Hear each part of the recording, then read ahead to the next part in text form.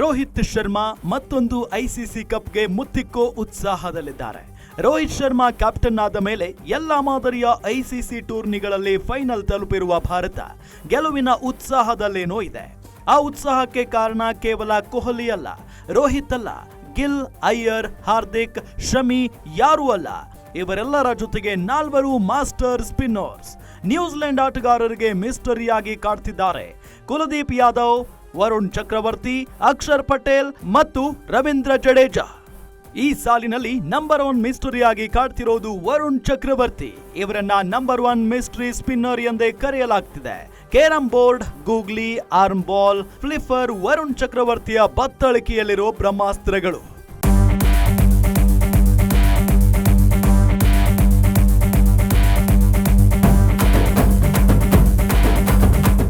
Left ಮತ್ತು right ಎರಡೂ ಕಡೆ ಸ್ಪಿನ್ ಮಾಡೋ ವರುಣ್ ಚಕ್ರವರ್ತಿ ಆ ಬಾಲುಗಳಿಗೆ ಒಂದಿಷ್ಟು ವೇಗವನ್ನು ಕೊಡ್ತಾರೆ. ವರುಣ್ ಚಕ್ರವರ್ತಿ ಬೌಲಿಂಗ್ ನಲ್ಲಿ ಸ್ಪಿನ್ ಮತ್ತು ಸ್ಪೀಡ್ ಎರಡೂ ಇರೋದ್ರಿಂದ ನ್ಯೂಜಿಲೆಂಡ್ ಬ್ಯಾಟ್ಸ್ಮನ್ಗಳು ಪರದಾಡ್ತಿದ್ದಾರೆ. ವರುಣ್ ಚಕ್ರವರ್ತಿ ನ್ಯೂಜಿಲೆಂಡ್ ವಿರುದ್ಧ ಚಾಂಪಿಯನ್ಸ್ ಟ್ರೋಫಿಯಲ್ಲಿ ಮೊದಲು ಬೌಲಿಂಗ್ ಮಾಡಿದ್ದು. ಆ ಪಂದ್ಯದಲ್ಲಿ 5 ವಿಕೆಟ್ ಪಡೆದ ವರುಣ್ ಭಾರತದ 44 ರನ್ನುಗಳ ಗೆಲುವಿಗೆ ಕಾರಣರಾಗಿದ್ದರು.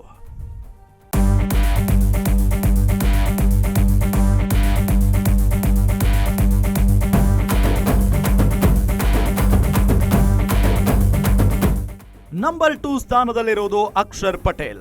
ಎಡಗೈ ಸ್ಪಿನ್ನರ್ ಆಗಿರೋ Akshar tight line and length bowling ಮಾಡ್ತಾರೆ. ಪವರ್ ಪ್ಲೇನಲ್ಲಿ ಕೂಡ ರೋಹಿತ್ ಶರ್ಮಾ ಅಕ್ಷರ್ ಪಟೇಲ್ ಕೈಗೆ ಬೌಲಿಂಗ್ ಕೊಡ್ತಾರೆ. ಸ್ಪಿನ್ ಜೊತೆಗೆ ಒಂದಿಷ್ಟು ಬೌನ್ಸ್ ಕೊಡೋದ್ರಿಂದ ಬ್ಯಾಟ್ಸ್ಮನ್ ಆಡಲೇಬೇಕಾಗುತ್ತೆ. ಸಣ್ಣ ರೇಂಜ್ನಲ್ಲಿ ಸ್ಪಿನ್ ಆಗುತ್ತೆ. ಕರೆಕ್ಟ್ ಆಗಿ ಜಡ್ಜ್ ಮಾಡದೇ ಇದ್ರೆ ವಿಕೆಟ್ ಫಿಕ್ಸ್. ಜೊತೆಗೂ ಬ್ಯಾಟಿಂಗ್ ನಲ್ಲೂ ಸಪೋರ್ಟ್ ಕೊಡೋ ಅಕ್ಷರ್ ಪಟೇಲ್ ಅದ್ಭುತ ಫೀಲ್ಡರ್ ಕೂಡ ಹೌದು. ನಂಬರ್ 3 ಸ್ಥಾನದಲ್ಲಿರೋದು ಕುಲದೀಪ್ ಯಾದವ್. ಐಸಿಸಿ ಟಾಪ್ 10 ಬೌಲರ್ಗಳಲ್ಲಿ ಸ್ಥಾನ ಪಡೆದಿರುವ ಏಕೈಕ ಭಾರತೀಯ ಬೌಲರ್. ಇವರು ಕೂಡ ಎಡಗೈ ರಿಸ್ಟ್ ಸ್ಪಿನ್ನರ್. ಕುಲದೀಪ್ ಯಾದವ್ ಶಕ್ತಿ ಅಂದ್ರೆ ಬ್ಯಾಟ್ಸ್ಮನ್ಗೆ ಆಡೋಕೆ ಚಾನ್ಸ್ ಕೊಡ್ತಾರೆ, ದೊಡ್ಡ ಹೊಡೆತ ಹೊಡೆಯೋಕೆ ಕೆಣಕ್ತಾರೆ. ಮಿಸ್ ಆದ್ರೆ ವಿಕೆಟ್ ಹೋಗುತ್ತೆ. ಚಾಂಪಿಯನ್ಸ್ ಟ್ರೋಫಿಯಲ್ಲಿ ಪಾಕಿಸ್ತಾನದ ಮಧ್ಯಮ ಕ್ರಮಾಂಕವನ್ನ ಅಟ್ಟಾಡಿಸಿದ್ದವರೇ ಕುಲದೀಪ್ ಯಾದವ್. ಸ್ಪಿನ್ನಿಗೆ ಅವಕಾಶ ಕೊಡದಿರೋ ಪಿಚ್ಚುಗಳಲ್ಲೂ ಸ್ಪಿನ್ ಮಾಡುವ ಶಕ್ತಿ ಇರುವ ಬೌಲರ್.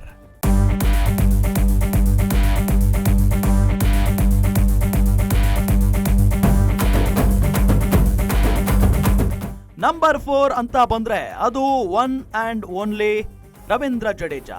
ಜಡೇಜಾ ಅವರ ಸ್ಪಿನ್ ಶಕ್ತಿ ಅಂದ್ರೆ ಅದು ಬಾಲ್ ಅನ್ನ ಸ್ಕಿಡ್ ಮಾಡೋದು. ವೇಗವನ್ನ ತನಗೆಷ್ಟು ಬೇಕೋ ಅಷ್ಟಕ್ಕೆ ಅಡ್ಜಸ್ಟ್ ಮಾಡಿಕೊಳ್ಳೋ ಜಡೇಜಾ ಬ್ಯಾಟ್ಸ್ಮನ್ ಗಳಿಗೆ ಯೋಚಿಸೋದಕ್ಕೂ ಟೈಮ್ ಕೊಡೋದಿಲ್ಲ. ಕೇವಲ 2-3 ನಿಮಿಷಕ್ಕೆ 1 ಓವರ್ ಕಂಪ್ಲೀಟ್ ಮಾಡೋ ಜಡೇಜಾ ಬಾಲ್ ಅನ್ನ ಯಾವಾಗ ಬೌನ್ಸ್ ಮಾಡ್ತಾರೆ ಅನ್ನೋದು ಗೊತ್ತಾಗಲ್ಲ. ಅದ್ಭುತ ಫೀಲ್ಡರ್ ಆಗಿರೋ ಜಡೇಜಾ ಭಾರತ ಕಂಡ ಬೆಸ್ಟ್ ಆಲ್ರೌಂಡರ್ ಗಳಲ್ಲಿ ಒಬ್ಬರು. ಇವರ ಜೊತೆಗೆ ಶಮಿ ಎಂಬ ಮಾರಕ ವೇಗದ ಬೌಲರ್, ಹಾರ್ದಿಕ್ ಪಾಂಡ್ಯ ಎಂಬ ಮೀಡಿಯಂ ಫಾಸ್ಟ್ ಬೌಲರ್ ಇದ್ದಾರೆ. ಒಂದೇ ಒಂದು ಭಯ ಅಂದ್ರೆ ವಿಶ್ವಕಪ್ ಟೂರ್ನಿ ಫೈನಲ್ ಪಂದ್ಯದಲ್ಲೂ ಭಾರತದ ಬೌಲಿಂಗ್ ಸಖತ್ತಾಗಿಯೇ ಇತ್ತು. ಬೂಮ್ರಾ, ಶಮಿ, ಜಡೇಜಾ, ಕುಲದೀಪ್ ಎಲ್ಲರೂ ಇದ್ರು. ಹಾರ್ದಿಕ್ ಮತ್ತು ವರುಣ್ ಮಾತ್ರ ಇರಲಿಲ್ಲ ಅಷ್ಟೇ. ಆದ್ರೆ ಲೀಗ್ ಪಂದ್ಯದಲ್ಲಿ ಆಸ್ಟ್ರೇಲಿಯಾವನ್ನ ಕಟ್ಟಿ ಹಾಕಿದ್ದ ಅದೇ ಬೌಲರ್ಗಳು ಫೈನಲ್ ನಲ್ಲಿ ಸೋತು ಹೋಗಿದ್ರು. ಅದು ರಿಪೀಟ್ ಆಗೋದು ಬೇಡ. ಚೆನ್ನಾಗಿ ಆಡಿ ಕಪ್ ಗೆಲ್ಲಿ ಅಂತಿದ್ದಾರೆ ಫ್ಯಾನ್ಸ್.